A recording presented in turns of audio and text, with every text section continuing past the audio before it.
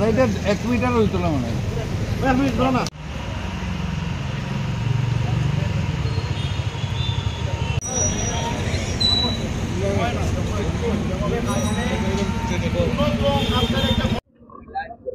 শিলচরে মানুষের জ্বালা যন্ত্রণা এবং দুরবস্থা বহুদিন ধরে শিলচরে একটা মিনি বন্যা, যেটা কৃত্রিম বন্যায় মানুষ ক্ষতিগ্রস্ত হয়, এবং রাস্তাঘাটের যে দুরবস্থা, এতদিন ধরে শিলচরের জনগণের আওয়াজ, শিলচরের সাধারণ মানুষের অনেক আন্দোলনের ফলস্বরূপ আমরা দেখতে পাই যে শিলচর শহরে কিছুটা কাজ শুরু হয়েছে।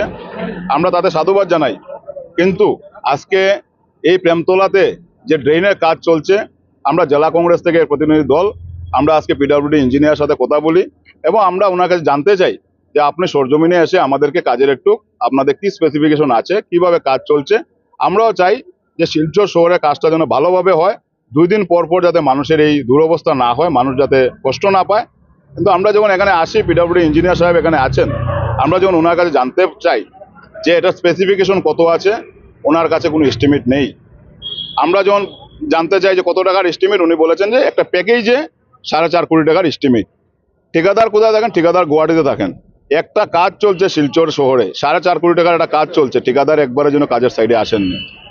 আজকে বর্তমান সরকারের আমলে দেখা যায় যে আমলাদের কোনো অধিকার নেই, সরকারি কর্মচারীদের কোনো ধরনের কোনো ক্ষমতা নেই। আজকে ওনারা বাধ্য, সরকার এবং বর্তমানে বিজেপি দল সরকারি কর্মচারীদেরকে এইভাবে যে হ্যান্ডপ্যাক অবস্থায় ওনাদেরকে বানিয়েছে যে ঠিকাদার গুয়াহাটিতে বসে সরকারি কর্মচারী পিডব্লিউডি কর্মচারীদেরকে অর্ডার দেন, পিডব্লিউডি কর্মচারী রাত্র 10টা বাজে উনি সাইডে আছেন, কিন্তু ঠিকাদার একবারের জন্য সাইডে আসেননি। ওনারা ওনাদের স্টাফ দিয়ে আবার কাকে সাপ বিক্রি করা হয়। বর্তমানে শিলচর শহরে যে উন্নয়ন চলছে, সেটা ঠিকাদারের জন্য উন্নয়ন চলছে, উন্নয়নের জন্য ঠিকাদারি নয়। কিছু বর্তমান শাসক দলের কিছু মদতপুষ্ট কিছু ঠিকাদারের কাজ পাওয়া দেওয়ার জন্য, ওনাদের মুনাফা লুটার জন্য এবং বিধায়ক মন্ত্রীদের মুনাফা আদায়ের জন্য শিলচর শহরে কাজ চলছে। সেই কাজটা ওনাদের লাভের জন্য। একটা ঠিকাদারি পাওয়ার পর আরেকটা ঠিকাদার আরেকজনের কাছে সাপ বিক্রি করে দেয়, আবার আরেকজনের সাপ বিক্রি করে দেয়, 3জন 4জন সাব কন্ট্রাক্টর হয়ে যায়। পিডব্লিউডি ইঞ্জিনিয়ারকে জিজ্ঞেস করলে উনি বলতে পারেন না কোন কোম্পানির রড লাগানো হয়েছে। উনি কোন সাব ঠিকাদার না ম্যানেজারকে ফোন করে জিজ্ঞাসা করেন যে কোন কোম্পানির রড লাগানো হচ্ছে। পাথর লাগানো হচ্ছে, যেটা রিভার স্টোন লাগানো হচ্ছে, যেটা দেখা যায় ডাস্ট, এই ডাস্ট দিয়ে শিলচর শহরে সিসি ডালাই কাজ চলছে। যেখানে আমরা দেখুন উনি বলছেন সিসি ডালাইয়ের কাজ যে 21 দিন সময় লাগে, 21 দিন সিসি ডালাইয়ের ইয়েতে লাগে না, যদি স্ল্যাব ডালাই হয় তাহলে 21 দিন সময় লাগে। এগুলা গার্ডওয়ালে দেখা যায় এটার উপর প্লাস্টারিং চলছে, সিসিতে ওয়ার্কে কোনোদিন প্লাস্টারিংয়ের প্রয়োজন নেই। কোনো আপনার গ্যাপিংস বা ব্রেথ সমান নয়। এই যে শিলচর শহর একটা প্রাইম এলাকা, প্রেমতলা, এখানের মধ্যে অনেক ক্ষুদ্র ব্যবসায়ী থেকে ধরে অনেক বৃহৎ শিল্পপতিরা এখানে আছেন, যেখানে প্রত্যেকের ব্যবসাতে ক্ষতি হচ্ছে আজকে এই ড্রেনের কাজ চলার জন্য। অনেকের দোকান ভাঙ্গা হয়েছে, অনেকের বাড়িঘর ভাঙ্গা হয়েছে, কিন্তু মানুষ স্বতঃস্ফূর্তভাবে সমর্থন করেছেন। কেন সমর্থন করেছেন? যে রাস্তাটা যদি একবার ভালো হয়, ড্রেনটা যদি ভালো হয়, আমাদের প্রত্যেকের সুবিধা হবে। কিন্তু এই 3 মাস 4 মাস ধরে মানুষ কষ্ট পাওয়ার পর, ব্যবসায়ীরা কষ্ট পাওয়ার পর, ব্যবসায়ীরা ব্যবসা নষ্ট করেও ওনারা সাহায্য করছেন, সমর্থন করছেন। কিন্তু তারপর যদি এই অবস্থায় কাজ হয়, আবার দেখবেন আগামী বর্ষার পর আবার শীতের সিজন আসতে আসতে আরেকবার এখানের নামে ঠিকাদারের নামে আবার টাকা স্যাংশন করা হবে। সরকারের টাকা, জনসাধারণের টাকা নিয়ে এভাবে নয় ছয় খেলা কোনোভাবে আমরা মেনে নেওয়া যায় না। একই রাজ্যে আমরা বাস করি, কিন্তু গুয়াহাটিতে আপনারা যদি কাজের কোয়ালিটি দেখতে যান তাহলে দেখবেন কাজের কোয়ালিটি। আর শিলচর শহরে বরাক উপত্যকাকে বর্তমানে সরকার একটা নমেন্স ল্যান্ড বানিয়ে রেখেছে, যে এখান থেকে কীভাবে লুটে পুটে নেওয়া যায়। সিন্ডিকেট দিকে লুটা, কন্ট্রাক্টরের নামে লুটা, ঠিকাদারের নামে লুটা। ঠিকাদার গুয়াহাটিতে বসে বসে কাজ নেয়, শিলচরে ঠিকাদাররা কাজ পায় না। ওনারা একটা টিম এখানে আইছে, কি কারণে আইছে আর কি ব্যাপার? কাজটা পরিচালনা করতে চাইছি, কাজটা দেখতে চাইছে, কাজটা না।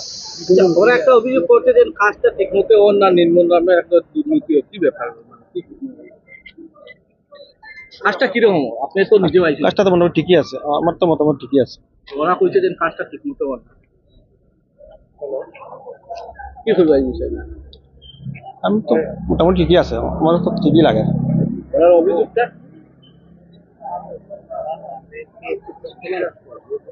এটা সামান্য একটু একটু থাকতে পারে, একটু থাকতে পারে, কিন্তু মোটামুটি ঠিকই আছে, কাজের কোয়ালিটি আপনার মধ্যে কাজ ঠিক আছে, মোটামুটি ঠিকই আছে।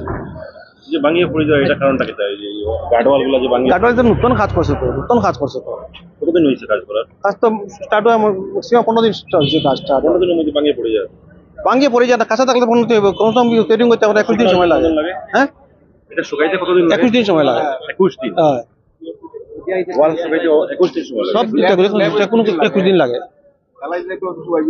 এটা এস্টিমেটটা কত আছে মানে রাস্তাটা কতটা কাজ করেছি কতটুকু আছে এটা পুরো প্যাকেজ আছে 7টা রাস্তা মিলে প্যাকেজ আছে এটা এটা কয়েকটা রাস্তা মিলে প্যাকেজ আছে এটা টোটাল প্যাকেজ আপনার আমি একটা করতে পারি না মানে মুহূর্তে এটা কয়েকটা রাস্তা মিলে প্যাকেজ আছে আচ্ছা ট্রেন বানাইবার সময় যে না আপনার একটা ব্যারিকেড বা রশি লাগাইবার কথা আছে এটা আমরা তো দেখতে পাই না আমরা লাগাই যাই একটু পরে ছিঁড়ে যায় কালকেও লাগাই গেছি কেন ওইখানে লাগাই গেছি একটু পরে ছিঁড়ে গেছে ওই দোকানে এখন লাগাইলা চিরা আছে ওই দোকানে লাগাইলা আছে অন্য অন্য জায়গা তো দেখলাম ছিল না তাকে ঘুরতে এটা এটা আমি কি করবো লাগাই গেলেও তো লাগাইলা আছে দোকানে ও কালকে রাত্রে লাগাই গেছে কালকে দেখি ছিঁড়ে গেছে এটা তো ওইবই এটা অত